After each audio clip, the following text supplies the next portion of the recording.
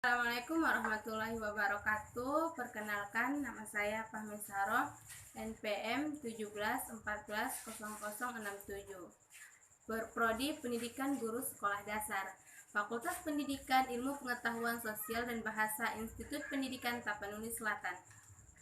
Pada kesempatan kali ini, saya akan mempresentasikan makalah saya yang berjudul Pengaruh Penggunaan Model Pembelajaran Think Fiercer terhadap hasil belajar matematika materi pengolahan data pada siswa kelas 6 SD.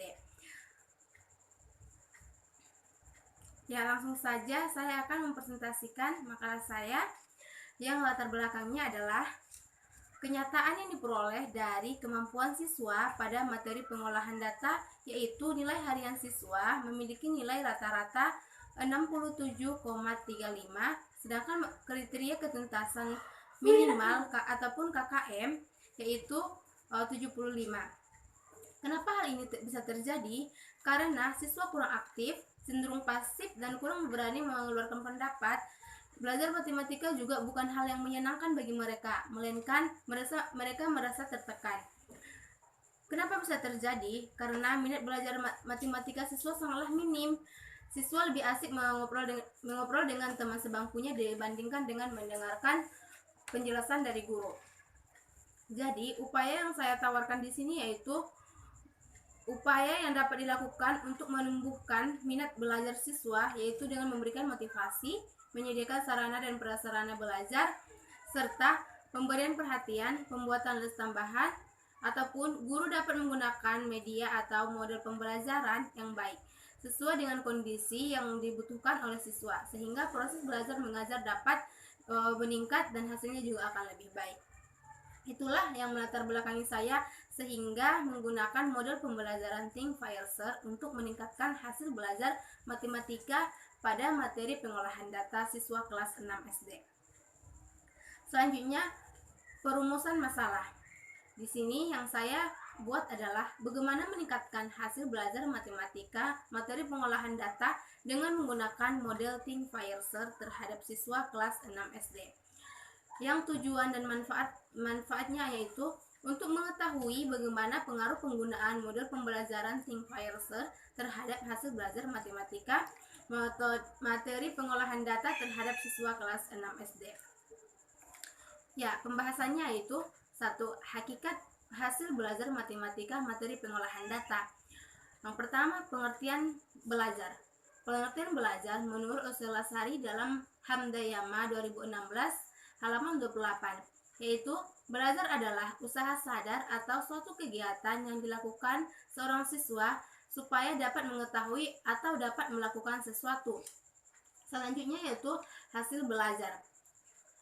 Hasil belajar menurut Muazzanatun dalam Subrizono 2016 halaman 7, yaitu hasil belajar merupakan perubahan tingkah laku secara keseluruhan, bukan hanya salah satu aspek potensi kemanusiaan saja.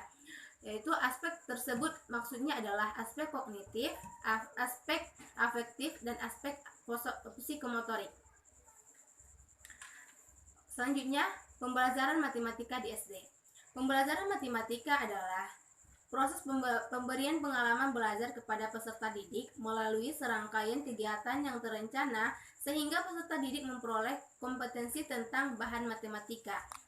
Salah satu kompetensi yang menentukan ketercapaian kompetensi adalah penggunaan strategi, yaitu penggunaan strategi pembelajaran matematika, yaitu sesuai dengan 1. Topik yang sedang dibicarakan, yang kedua, tingkat perkembangan intelektual peserta didik, yang ketiga, prinsip dan teori belajar, yang keempat, keterlibatan aktif peserta didik, yang kelima, keterkaitan dengan kehidupan peserta didik sehari-hari, dan yang terakhir adalah pengembangan dan pemahaman penalaran matematis. Selanjutnya, prolegum mata pelajaran matematika pada satuan pendidikan SD ataupun MI meliputi yang pertama bilangan, yang kedua geometri dan pengukuran, dan yang ketiga adalah pengolahan data.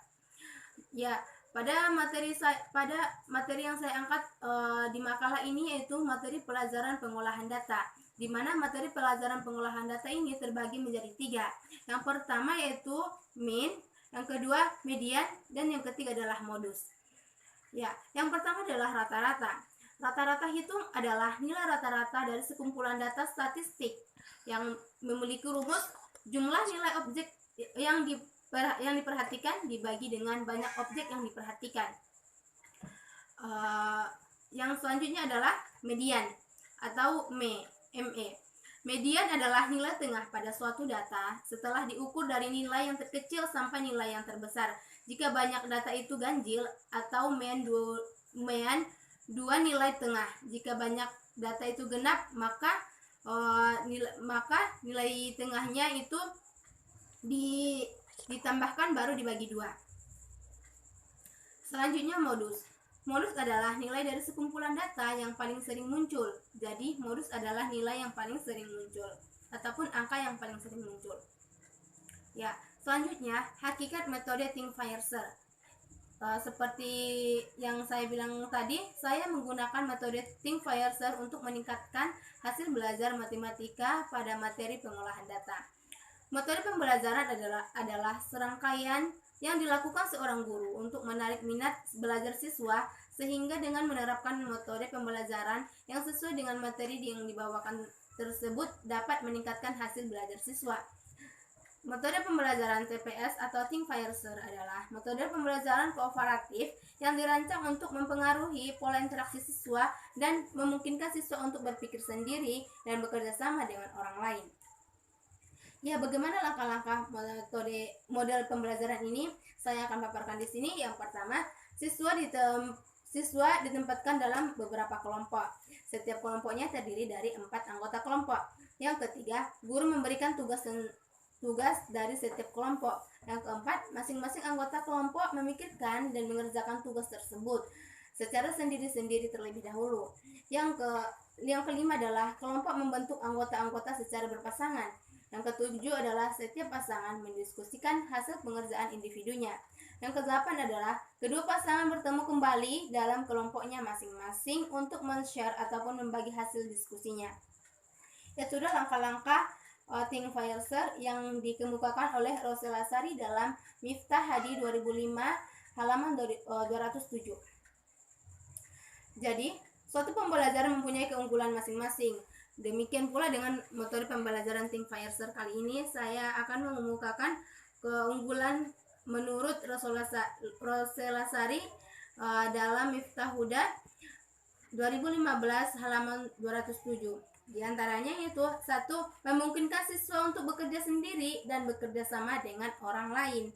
Karena tadi kelompok disuruh untuk mengerjakan ataupun memikirkan tugasnya masing-masing secara individu dan kembali lagi ke kelompok untuk men-share. Jadi di situ terjadi bekerja sendiri dan bekerja sama. Yang kedua yaitu mengoptimalkan peristiwa partisipasi siswa. Yang ketiga, memberikan kesempatan sedikitnya 8 kali lebih banyak kepada siswa untuk menunjukkan partisipasi mereka kepada orang lain. Karena di situ terjadi kerja kelompok ataupun men-share, membagi apa yang dihasilkan dari kelompok tersebut. Dan yang kelima, bisa diterapkan pada semua mata pelajaran di tingkat kelas. Ya, kajian penelitian yang relevan yaitu hasil penelitian Ratnaningsih Sri Handani 2013 yang berjudul Penerapan Metode Pembelajaran Kooperatif Think-Fire-Share pada mata pelajaran IPA di kelas 5 SD Negeri Malangga Selatan, Toli-Toli, menunjukkan bahwa prestasi hasil belajar siswa model pembelajaran Think-Fire-Share ketuntasan belajar klasikal siklus 1 sebesar 43,6% menjadi 86,6% pada siklus 2. Persamaan penelitian di atas dengan skripsi penulisan yaitu menetapkan metode pembelajaran Think-Fire-Share dan mengaktifkan siswa melalui diskusi atau bertukar pikiran serta mengukur hasil belajarnya.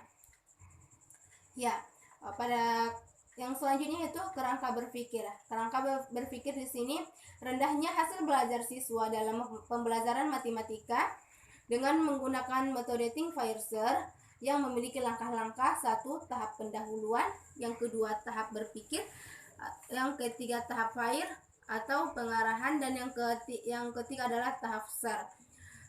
dapat meningkatkan hasil belajar matematika pada materi pengolahan data.